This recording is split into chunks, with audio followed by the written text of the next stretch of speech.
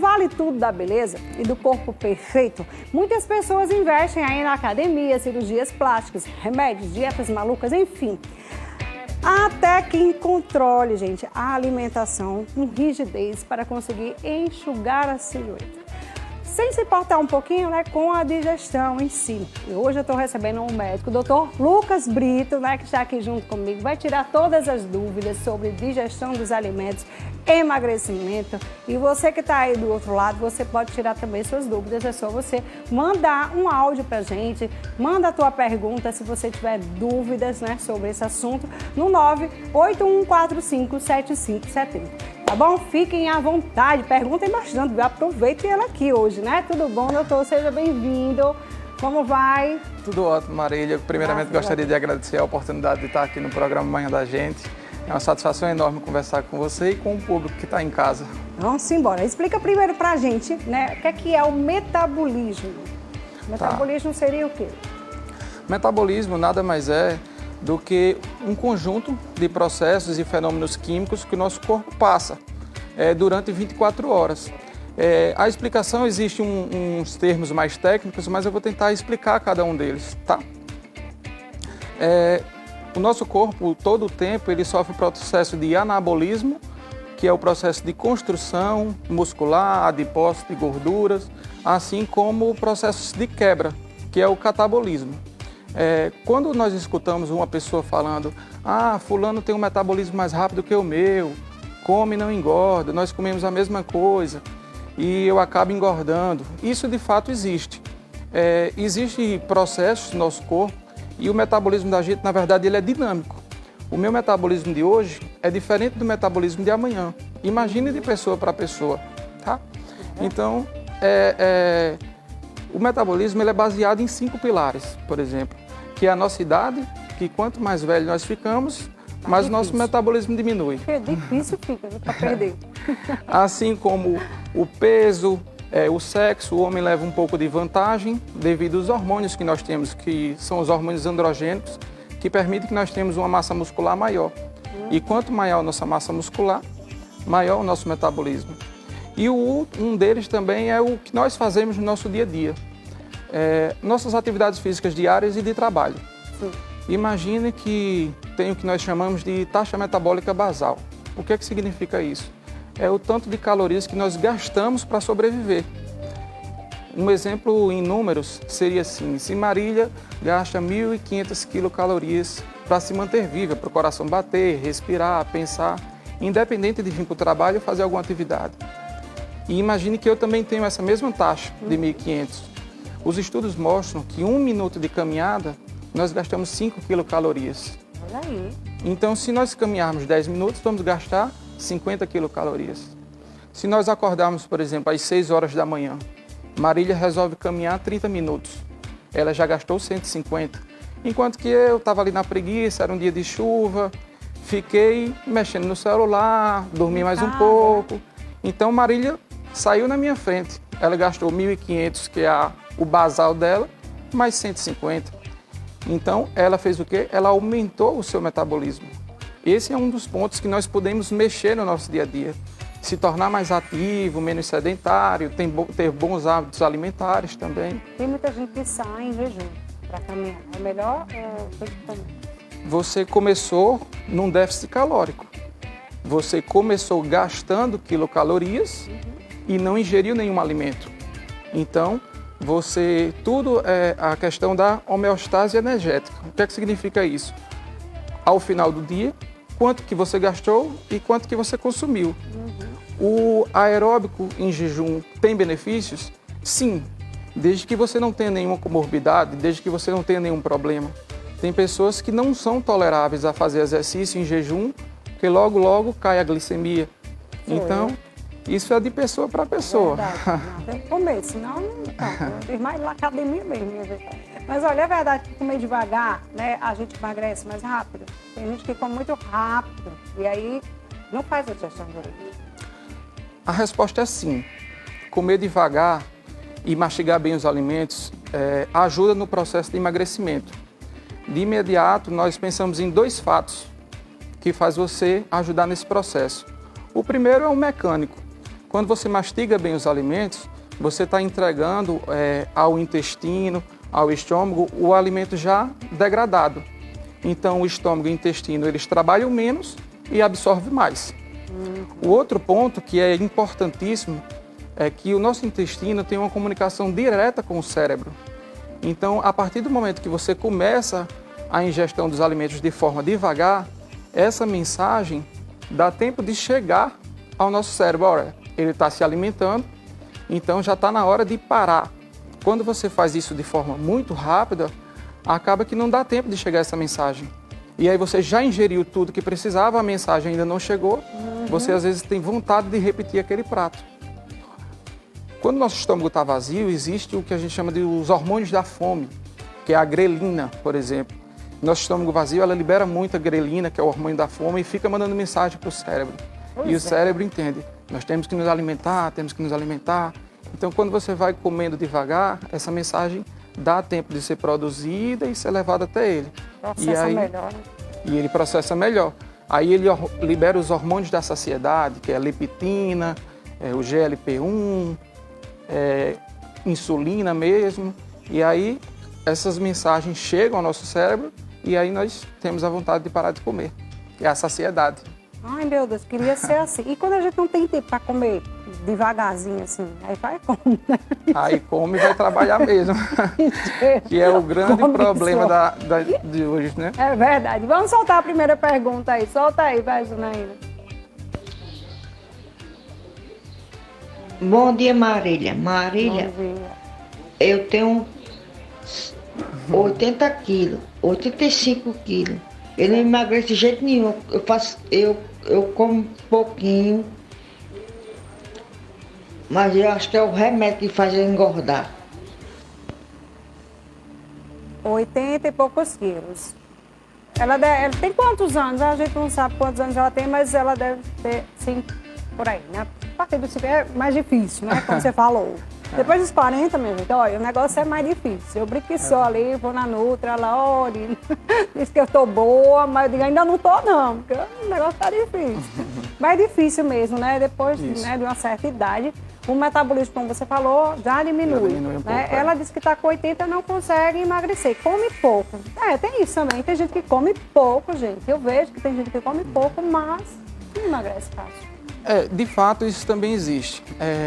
Tem uma pergunta que fica no ar. Será que todo obeso come muito? E será que todo magrinho come pouco? Nós sabemos que isso não é verdade. E um dos fatos é que nós temos o que nós chamamos hoje de genética, epigenética e sistemas multifatoriais, que muitas vezes atrapalham no nosso processo de emagrecimento. Verdade. Pais obesos, pai e mãe obeso, eles passam o que nós chamamos de epigenética para o filho. E muitas vezes esse filho, ele tende a ser obeso. A epigenética, como nós falamos hoje, ela é herdada de pai para filho. O que o seu pai e sua mãe fez durante toda a vida, isso é transmitido para o filho. Tem um lado bom e um lado ruim. Se eles tiverem bons hábitos alimentares, boas atividades, isso é passado para o filho. Mas, do contrário, também é verdadeiro. Se ele teve maus hábitos alimentares, se alimentou mal, isso também é passado. Qual que é o ponto-chave da epigenética que nós chamamos hoje? Imagine um fio com interruptores e os pais eram obesos. Ele passa todos esses genes da obesidade ligados para atender a obesidade. Mas se o filho cresce com bons hábitos, ele pode sair desligando esses interruptores. E aí ele mudou sua epigenética. A genética não. De pai para filho não tem como ser mudada. Esse é um ponto positivo. No caso da telespectadora, ela falou que tinha 85 quilos, 80, 85, e tomava uma medicação que ela acredita ser isso. Pode também ser, né? Pode. Existem medicações que dão uma certa retenção de líquido, mas não chega a te deixar tão obesa. Talvez tenha mais algum fator associado nessa questão, tá? E isso se torna um ciclo vicioso. Às vezes você põe a desculpa no medicamento e aí você se torna mais lento, mais preguiçoso, não faz tanta atividade. E isso realmente é ocasionado. Muitas vezes a gente fica crucificando aquela pessoa que está mais gordinho. Ah, você está acima do peso porque não faz exercício. E existem muitas críticas hoje em dia. Mas na verdade não é assim. Ele muitas vezes ele não está fazendo exercício porque ele está doente. E a obesidade hoje é uma doença, né? E do contrário também é verdadeiro, né? Às vezes a gente fica colocando que ele está acima do peso porque não faz exercício, mas na verdade ele não está fazendo exercício porque está com os hormônios alterados, a sua homeostase está diferente. É verdade. A gente tem outra pergunta, né? Vamos soltar aqui. Vamos lá, solta mais um áudio. Bom dia, Marília. Bom dia. Tudo bem? Aqui é o Lucas. Marília, eu queria tirar dúvidas sobre retenção de líquido. Qual a melhor forma para a gente conter a retenção de líquido? Bom dia aí para o doutor, bom dia a todos. Vamos fazer drenagem linfática, né? Mas aí, o que a gente faz aí para reter? Tem que ver qual que é o motivo dessa retenção e onde esse líquido está retido. Algumas medicações, elas promovem a retenção de líquido, assim como alguns alimentos. Certo. Aqueles alimentos mais ricos em calorias, mais ricos em sódio, alimentos processados, eles causam essa retenção. Nós sabemos que, por exemplo, a cerveja, que é um alimento, é uma bebida muito consumida no Brasil, até aqui no Nordeste, devido ao calor, muitas pessoas vão à praia e tem essa retenção. O nosso corpo funciona nessa homeostase energética de equilíbrio, né? Então, tem que saber qual que é o motivo dele estar retendo esse líquido. Às vezes pode ser algo até mais grave, por exemplo, se ele retém líquido nos membros inferiores, por exemplo, que a gente chama disso de edema. Tem que até avaliar uma função renal, uma função hepática, para ver por que está sendo retido. Muito bem. Temos mais uma pergunta, agora dessa vez aqui. Solta aí a pergunta. Bom dia, Marília. Eu tenho 18 anos, peso 38 quilos e tenho muita dificuldade para engordar. Tem alguma sugestão? Ela tem 18, 38 quilos, Bem magrinha, né? magrinha. Bem pouquinho, gente. E aí? Ela perguntou se tem alguma Meu filho sugestão tá para pesando o dobro. engordar, Meu filho né? tá engordou, meu filho engordou, viu? Porque é o dobro aqui. Então, para engordar, né? Tem muita gente que é muito magrinha. A gente tinha até umas pessoas aqui também, bem magrinha, que é bem difícil engordar. Come que só e não engorda, não sei o que é isso não. Cadê Estaniel? Traga Estaniel aqui que a gente dá um exemplo aqui já. Mas come e não engorda, né? É o caso dela, 18 anos, já está até numa fase de crescimento ainda. Isso, no caso da telespectadora que ela perguntou, nós temos que avaliar primeiramente a questão dos pais, mais uma vez. Nós sabemos que os genes são passados de pai para filho. Tem que avaliar se o pai e a mãe dela têm esse mesmo ritmo de crescimento, de peso. Se eles estiverem assim, provavelmente ela também não vai conseguir engordar tanto. Outro ponto que tem que ser investigado é a questão hormonal. Certo. Nós temos os hormônios do crescimento e ela deveria ser investigada um pouco disso. Outro ponto é, será que realmente o intestino absorve bem os alimentos, os nutrientes? Digamos que os pais têm uma altura e peso mais superior que o dela. Então, assim, será que ela tem 38 quilos e esse é o único ponto-chave? Talvez só isso incomoda ela, mas talvez ela tenha alguma doença endócrina, metabólica, alguma alteração de intestino que ela não absorve bem os alimentos. Nós temos, como eu falei, uma homeostase.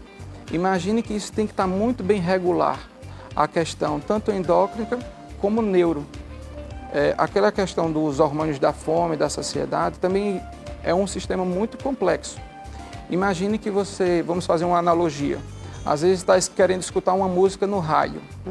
Às vezes, se você sintonizar um pouco para a direita, ela começa a chiar. Se sintonizar um pouco para a esquerda, ela também não fica boa. Tem que estar naquele set point. Então, assim, tem que investigar questões hormonais, intestinais, para ver por que ela não está conseguindo aumentar o peso. Muito bem. Agora tem mais uma pergunta, solta aqui. Bom dia, não consigo manter o foco na dieta. O que posso fazer para incentivar no emagrecimento? Tenho 21 anos, tenho 1,58 de altura e pesa 87 quilos. Agora já é diferente, já é o contrário, né? Já é bem gordinho, bem né? acima mesmo, né? Já está bem acima do peso.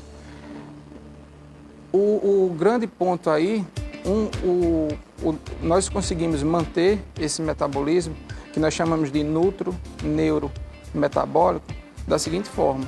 Ele já apontou um problema que ele tem, Sim. que é o foco na dieta. O outro é se esses hormônios estão desregulados. Por que ele não consegue focar tanto na dieta? Será um problema da própria casa, que às vezes faz compras em demasia de guloseimas, produtos saturados, e aí ele acaba vendo esses alimentos e não consegue focar? Uma dica que eu dou é você nem comprar. Melhor não comprar, porque quando a gente tem em casa, a gente fica querendo. Porque se você fica olhando aqueles biscoitos, aquelas coisas, você vai ingerir. Principalmente quando você tem a sensação de fome. O nosso corpo preza a querer carboidratos. E aqueles mais chamativos, cheios de molhos. Eita, é bom demais, rapaz, é bom Então, o conselho que eu dou para ele, se ele identifica que o problema é no foco da dieta, é que nem compre essas coisas para casa, apague o aplicativo de alimentos. Tira iFood, tira tudo isso. Porque senão você não vai conseguir, não. Deixa só salada, folha, assim, na geladeira. Né? Mas, enfim, é bem complicado fazer dieta. Não é fácil, é difícil, né? A gente sabe que outra a gente sofre um pouquinho, porque às vezes a gente quer comer uma coisinha mais, né? Assim, mais gostosa, assim, que eu digo, né? Mais apetitosa. Aí acontece o quê? Que tá acima do peso, aí a gente fica já com aquela, né, com dor na consciência. Se comer, que a pessoa nem dorme de noite mesmo, dizendo, eita, comi, pra que eu comi? Tem muita gente que tem outros tipos até de doença, né? Come, bota pra fora, enfim, né? Tem vários tipos de doença que chega a pessoa até ficar se achando que tá enorme e não tá. É verdade, Né? Existe de tudo mesmo. É bem complicado. Tem mais uma pergunta, né, Jona? Vai, solta mais uma. Marília, bom dia. Sou Bom Cristiano, dia. moro aqui na Ilha do Beijo. Eu dou de mamar a minha menina, sabe? Minha menina tem um ano e 3 meses. E eu tô emagrecendo muito. Eu queria saber se eu posso tomar uma injeção para poder engordar. Mulher, eu acho que é porque você tá amamentando. Eu acho que não, né? Porque assim, como tá amamentando, eu acho que não, né, doutor? Eu que tenho que dizer ele aqui, eu querendo responder. Na verdade, ela está fazendo uma queixa que muitas mulheres gostam. O meu já tá feliz, eu China não. Realmente, Mas pode ser que seja diferente, né? Tem isso também. Não sei, a amamentar, e... realmente ela ajuda no processo de emagrecimento. Nós prezamos o aleitamento materno exclusivo até os 4 a 6 meses. E é indicado até os 2 anos com outros tipos de alimentação. E realmente é um processo que faz emagrecer. Não aconselho a puérpera tomar nenhum tipo de vacina. E nenhum tipo de, como ela falou, injeção para engordar nesse momento. Até porque muitas medicações tem que ter muito cuidado, porque ela passa e passa pelo leite para a criança. Então, não aconselho nesse momento ela tomar nenhuma medicação para fazer o aumento de peso. Mulher, queira não, fique assim. Porque aí você pode comer tudo, pode comer de tudo. É bom demais, não. Pelo amor de Deus, eu queria ser bem magrinha de volta. Agora tá difícil. Mas tem mais, Jana, aqui no telão, Telão, solta aqui a pergunta. Bom dia, Marília, tenho 87 quilos, não consigo perder peso. Será que tem a ver com os depressivos que tomei? Fui para academia fazer exercício, mas em vez de perder, eu ganho muita massa, não sei o que é. Meu nome é Maria José, sou de Tibiri. Olha, 87 quilos, eu acho que por conta também dos remédios, né? Não, Será que esses remédios de depressão faz um efeito, né? Sei lá, de repente engorda. Nós temos vários tipos de antidepressivo. É? Isso. Alguns deles são até indicados de forma contrária, até para você perder peso. Ah, tá. Tem várias medicações que elas são indicadas para transtorno de compulsão alimentar. E as melhores medicações para perder peso em transtorno de compulsão são os antidepressivos. O que eu aconselho é ela realmente voltar até para o psiquiatra que prescreveu, para ele regularizar talvez essa medicação. Com certeza ele vai conseguir ajustar com a queixa dela. Outro ponto que ela falou, importante, é que quando ela vai para a academia, ela aumenta de peso. Na verdade, ela tem que ter uma boa avaliação, até com um personal ou com um médico esportista da área, para saber se esse aumento de peso é a custa de massa muscular ou se realmente ela está aumentando de peso por estar aumentando o seu gasto energético e se alimentando melhor. Há um grande engano nessas pessoas que entram na academia e ficam só olhando para a balança. Uma grande fração dos meus pacientes, eles vão para a academia, têm a consulta, têm uma orientação. Quando chega na consulta de retorno, eles ficam, eu acho que eu não tive resultado, eu acredito que eu aumentei de peso. E quando nós fazemos um exame que chama bioimpedância, que lá tem uma avaliação geral do por que ele aumentou o peso. Se foi as custas de massa muscular, se foi as custas de massa de gordura corporal. Sim. E a grande maioria deles tem uma diferença. É um grande aumento de massa e uma perda de gordura absurda. Então, assim, eles só vêm aliviar o pensamento do aumento de peso quando realiza o exame de bioimpedância. Muito bem. É uma grande chave. Cheio chave de perguntas, mas a gente não vai conseguir fazer todas ainda. Tem áudio, né? Solta o áudio, então. Vai. Bom dia, Marília. Aqui é Cida de Monteiro.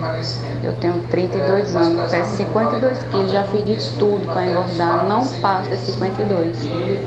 Faço academia, tomo suplemento, tomo remédio para engordar, como muito, mas não tem jeito. Nossa, eu já cheguei a uns 49, eu fiquei tão magrinha que eu parecia uma pirraia. Mas enfim, 32 anos, né, 52 quilos, foi isso? Foi 49, não, né? Não, 52 quilos, 52? Não foi? 52 quilos, 32... É tão magra assim, doutor? Tem que avaliar a altura dessa isso, paciente. Né? Tem que ver qual que é a altura dela. Ela não falou, mas né? provavelmente, se ela está se queixando de emagrecimento, existe sim medicações e alimentos que ajudam nesse processo de hipertrofia, né? No processo de anabolismo. Por exemplo, uma medicação natural que deve ser prescrita, pode ser prescrita até por médico ou até mesmo nutricionista, chama de L-carnitina, por exemplo. A L-carnitina é um aminoácido que ela aumenta e vasodilata os nossos vasos, então ele permite que o nutriente chegue mais rápido aos músculos. Isso seria uma das formas. A outra forma nós, nordestinos, nós nos alimentamos muito bem. A grande chave do problema não é no que nós comemos, mas sim a quantidade que comemos. Talvez ela tenha que ter alguma orientação de nutricionista ou de algum médico, porque na academia ela já está. Então tem que avaliar onde está a falha dela, por que não está conseguindo hipertrofiar. É importante saber o que está acontecendo, sim, né? A gente só sabe depois que faz alguns exames. Tem que ir ao médico. Não adianta a gente né, querer engordar ou, sei lá, fazer as dietas malucas que vai dar errado. Agora, uma pessoa, só a última pergunta, eu vou fazer uma última pergunta aqui. Uma pessoa que está estressada, não dorme direito, dorme mal, às vezes tem insônia, enfim, o metabolismo ele fica um pouco mais lento, não é? Ou não? Sim. Ou ele fica mais acelerado. Às vezes nem consegue ganhar nem massa muscular por conta de tudo isso. Eu acho que é um conjunto que atrapalha bastante também. Com certeza, Marília. O estresse, ele libera toxinas que prejudicam o nosso metabolismo. Se nós temos uma privação de sono e vivemos estressados, há uma grande liberação de cortisol, que é um hormônio que ele é anabólico para as células adiposas. O que é isso? Ele promove o crescimento dessas células, assim como prejudica o crescimento muscular. O cortisol ele é um hormônio necessário, mas não em demasia, não durante todo o tempo. Então, se você tem essa privação, esse hormônio vai ficar em níveis elevados e acaba reduzindo, sim, o nosso metabolismo. Muito bem. Tá aí, gente. Eu acho que já deu, né, Jana? Se eu botar mais pergunta aqui, vai complicar. Tem os meus alívios aqui já a falar sobre os benefícios e os malefícios do chocolate. Gosta de chocolate, doutor? Muito. A gente pode comer? Acima de 70% de cacau, pode. É fogo, é isso mesmo. Eu só trouxe assim, foi mulher? Mulher, fascinante. Tem uns, né? Tem... Tem mais que isso. Mas enfim, obrigada, doutor Lucas. Muito obrigada. Eu que agradeço, Volte quando Marília. você quiser aqui no nosso programa. Foi muito bom o nosso A satisfação é toda bate-papo. minha. Mas olha, vamos